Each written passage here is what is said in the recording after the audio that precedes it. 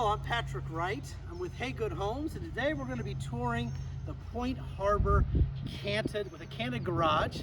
It's a model we have here in St. James at 3595 West Medina. Beautiful home. The Point Harbor is one of our most popular plans, and in recent years there's been an added interest in canting or angling the garage. It gives it a different look. Some people think it makes the house look bigger, but it's also easier to access into the garage. But it's very difficult is how you camp the garage while maintaining the same balance and symmetry, which is synonymous to Hey Good. And Troy Kenny, one of our co-founders, has done a phenomenal job. It's one of the things that people are drawn to Hey Good is the design and the ability of making modifications. But this is a great example of how she's taken the garage, she's canted to 45 degrees, but look at all the different roof elevations and peaks. She's defined and established the center of the house by raising that roof up. She's lowered the guest bedroom, she's lowered the backside where the master bedroom is, and then she's gone ahead and done some different roof elevations, whether it's a shed dormer or a gable, to provide some depth and dimension. That's very, very unique and certainly one of the hallmarks of Hey Good Homes. The other thing that we do is that we always try to improve, and one of the improvements that we have made is doing entirely brick foundations on all four sides of the house. We no longer do the stucco, which is inherently problematic for cracking and chipping and things of that nature. We allow our clients to choose from a wide variety of different bricks with a brick around the whole entire house. The other element, which is very, very easy to notice a Hey Good house, is our garage doors. Beyond being very, very beautiful, they're always going to be 8 feet tall, and they're always going to be 18 feet wide. The 8 foot tall is, once again, to give the house a sense of balance and symmetry. And we all know having a garage door that's 18 feet wide makes it easier to pull your car in without hitting your other person's car door or getting in and out of the car. Make it easy. Also, I want to take an opportunity just to talk a little bit more about the process. It is a unique advantage of Hey Good. Beyond an interior designer and kitchen designer and cabinet organizer and lighting expert and surround sound and all these other great people that help you with our design team, one of the things that we have is a landscape architect, and they do a beautiful job in designing the landscape of your home. We think and we feel strongly that the landscaping of the home enhances the beauty of the home, and this is a great example of how we've added a few bushes and things to really enhance and make the house look a little bit nicer. Okay, so let's walk up to the front porch.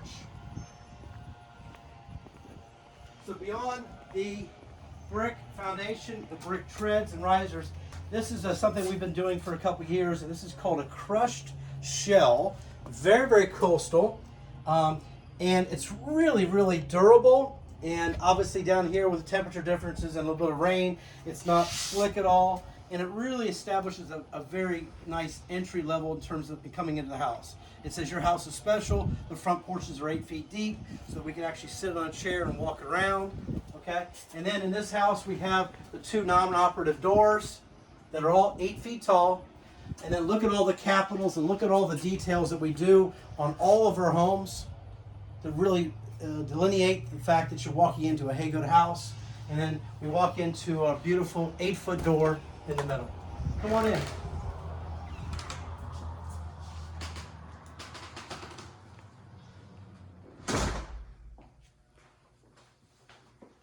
This house is 2,400 square feet, roughly 2,000 square feet on the first floor and 400 square feet in our bonus rooms. We do include the bonus rooms in the homes.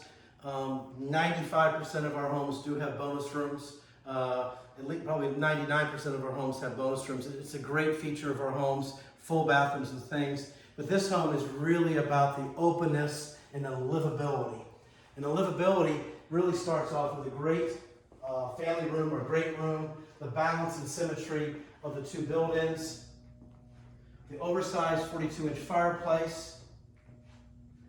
We have a stage with a fair amount of furniture and some large furniture. A large coffee table, some very, very large end tables that are plugged into two floor outlets, which are included. But the other element of this house is very unique, is that you have a defined foyer. Many people that I've worked with over the years like the openness of the house, but they don't like walking into the house. And this is a nice little foyer. We've got an oversized coat closet with, once again, our included 8-foot door. And then we have a really nice little spot over here for a piece of furniture. You know, just a decorative element over here as well. But we've established this framework where you say, hey, I'm walking into a Haygood house. We walk in, it's kind of a foray into the actual house. I would say most of my clients that choose this home choose it in part because of the kitchen. If you enjoy entertaining, if you've got a big family, if you like to cook a lot, first thing is all of the islands in all of our homes are 9.5 feet long. And with our kitchen designer, you have the opportunity of customizing the location of where you want the sink, the dishwasher, and such. This client decided to offset the sink onto one side. The idea is that this is a larger prep area. Many of my clients take the sink and put it on the left side because that's a prep area, the serving area for the dining room. And some clients want the symmetry and they put the sink right in the middle. All of that is included with Haygood. You get the ability of designing your kitchen cabinets and the layout in the bathrooms and such. The other thing about this house, which is truly extraordinary, for a house that has only 2,000 square feet in the first floor, is this is 17 feet from one end to another. 17 feet, actually 1 inch. So a lot of my clients are opting for a cooktop with 2 additional drawers underneath, but then you get 4 feet of prep area on either side of the cooktop. So when you go with a cooktop, the question is, where am I going to put the microwave? Where am I going to put the oven? Well, this is obviously a very great location. And in this house in particular, because it's 17 feet wide, we have a convection microwave and a wall oven, and certainly very easy to take food out of it, whatever, put it onto the counter, put it over here, and very, very easy. We include the drawer, we include the cabinets above as well. This is a nice beverage area. This is an option for our clients as well as the glass. I think it's absolutely gorgeous. But you go ahead and have it set it up for either liquor or coffee or wine or whatever you want. But to have this as kind of a wet bar area, and it doesn't encroach into the rest of the kitchen area. But a large kitchen and certainly a large area. Troy Kenny does an amazing job. We talk about the flow of the home and the livability of the home. And understand this is the main corridor coming into the kitchen, and she's maintained a 5 feet distance between these two. If you look at the kitchen itself, this is, I always kind of shake my head. When some builders, they make this area a little bit smaller because they don't want to make the great room bigger, but once you open the dishwasher, you can't get around. Well, 2 people can be in this area prepping, or if you've got kids or family members or friends are coming over and you're cooking and getting together, you can certainly work around this area because she's maintained a 4 feet separation. The other trend is to relocate the dining rooms to the back of the house. We have many homes that have a formal dining room in front. And the trend now is to relocate this to the back. This room is about 12 by 12. And yes, the wainscoting is included. We also actually have an option now of doing a shiplap, both in the foyer and in the dining room. And the 10-foot ceilings in all of the house, the whole first floor of the house is 10 foot. That is standard.